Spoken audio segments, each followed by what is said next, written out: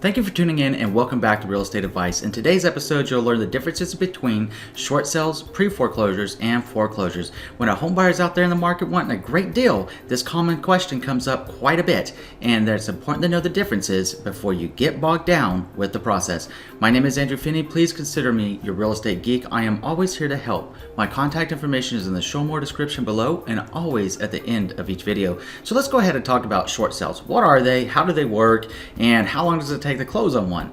Let's start with what it is and what it is not. So a short sale is not a quick way to get a home. It actually takes anywhere between 6 months and 12 months to get into a short sale property. What's happening here is the person that owns the properties is actually negotiating with the bank to try to get the bank to take a lower price than what is owed on their mortgage. So let's say that they bought the home for $500,000 in the heyday of the real estate market, and now the house is worth $300,000. It's a $200,000 deficit that owner is asking the bank to forgive, essentially, and not charge them that additional $200,000. That's why it takes so much time to be able to buy a short sale, is the bank has to accept that. And even if the seller accepts it, let's say the home's on the market at $300,000 and you make an offer at their list price of $300,000, the bank still has to say, yes, we want to accept that as well. And that process could take 10 days. Now, in a lot of cases, what you'll see is even if that house is listed for $300,000,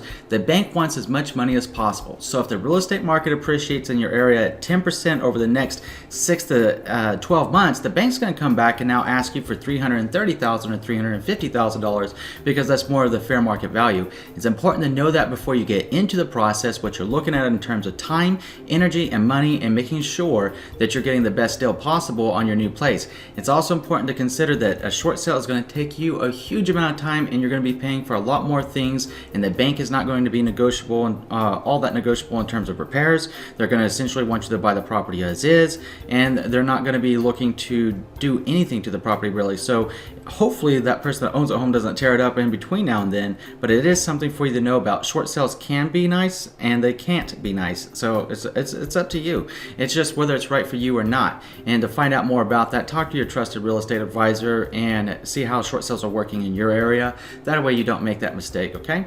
So the next thing is, what is a pre-foreclosure? A lot of people see pre-foreclosures on sites like Zillow, Realtor, Redfin, Trulia, and everywhere, with real estate, the really big real estate sites. So what is it? What is a pre-foreclosure, right? If it's not a short sale and it's not a foreclosure, what's a pre-foreclosure? That's a great question. So a pre-foreclosure is essentially a homeowner that is delinquent by 90 days on their mortgage note. So they still own the home, and the foreclosure, the short sale process hasn't been initiated yet, and they're not necessarily underwater just because they're behind 90 days on their mortgage payment. They could have skipped some payments, forgot about the payments, but what a pre-foreclosure is the bank's going to start beginning the foreclosure process once they're delinquent for 3 months on their mortgage payment. And if that's your case right now and you're in a pre-foreclosure position, you may want to pick up the phone and you call your bank right away to bring your mortgage current and work that out with them. Even if you have to make some reduced payments to get caught up again, call your bank today to avoid the foreclosure process, and that might be able to help you keep your home. So then that goes into foreclosure. Foreclosures are actually besides being called foreclosures, you might hear them being called bank-owned properties or REO properties. It's all the same thing when it comes to a foreclosure. So just keep that in mind. Foreclosure is synonymous with REO and bank-owned properties, okay? So what that means is that if a homeowner had a property, they might have tried to do a short sale at some point, but it didn't work out. The bank moved into the pre-foreclosure phase and has actually now foreclosed and taken back possession of that property. That's not what the bank really wants to do, but what they are going to do is try to sell that property. So if you're looking for the best deal possible in most markets, whether it's a short sale, wondering if it's a short sale, a pre-foreclosure, or a foreclosure, generally your foreclosed properties might offer better opportunities to find that deal, but it comes with a downside. A lot of times foreclosures are tore up from the floor up, and you need to be aware of that. And they're often bought sight unseen, which means you never saw the property, you never walked into the property, you saw pictures on the internet, and a lot of them are being sold at auctions. So on the auction sites, you're looking at it, you're thinking, hey, yeah, that looks good. and it's it can be really good or it can be really bad. Either way, you need to have your eyes open. You need not to have an emotional attachment to that foreclosed property, and you need to be looking at it from a holistic point of view.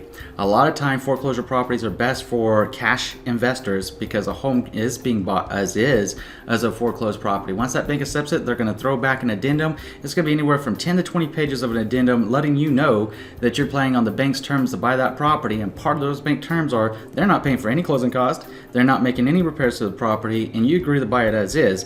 So that includes any liens or encumbrances against that property that were on that property prior to the bank taking possession of it, and then it conveyed with the property when the bank took possession of it, are now your responsibility. So if it has delinquent HOAs, delinquent property taxes, delinquent sewer bills, garbage bills, stuff like that, that's now your responsibility if you buy a foreclosed property, and you need to be prepared for it in addition to renovating it and getting it fixed up. They can be a good deal, but at the same time, they can also, what seems to be a dream can also be a nightmare. So just have your eyes open and know what you're doing whenever you're buying what's called a distressed property sale. All three of these types are called distressed property sales, from your short sale, pre-foreclosure, and foreclosure properties.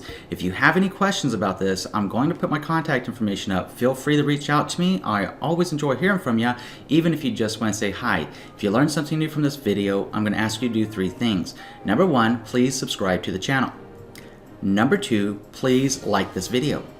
And number 3, please share this video around with someone you know is going to be able to help. Thank you so much for watching today. We'll see you next week with real estate advice. In between now and then, I'm wishing you and your family all the love, wealth, abundance, and happiness in the world. Thank you so much for watching.